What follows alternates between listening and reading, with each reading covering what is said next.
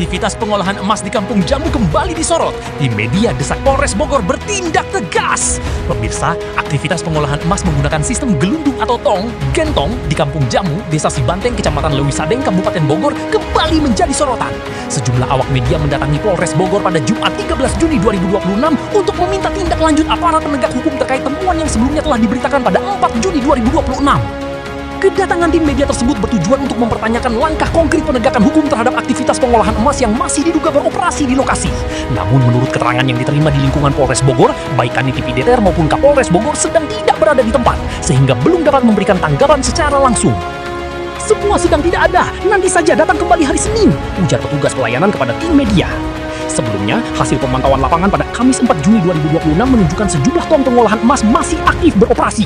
Di lokasi juga ditemukan tumpukan material yang diduga akan diproses, serta limbah yang tampak berserakan di sekitar area kegiatan. Kondisi tersebut memunculkan berbagai pertanyaan dari masyarakat terkait aspek perizinan, pengawasan lingkungan, hingga potensi dampak yang dapat ditimbulkan dari aktivitas tersebut apabila tidak dikelola sesuai ketentuan yang berlaku.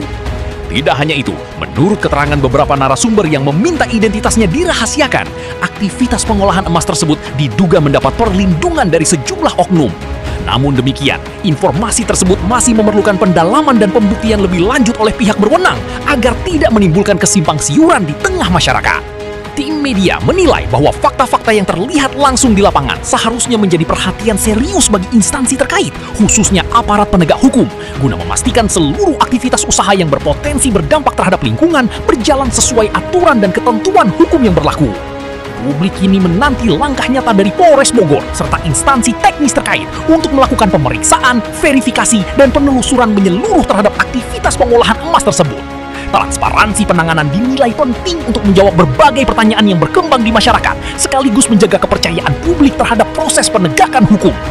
Apabila ditemukan adanya pelanggaran terhadap peraturan perundang-undangan, masyarakat berharap agar penanganan dilakukan secara profesional, objektif, dan tanpa pandang bulu sesuai prinsip supremasi hukum.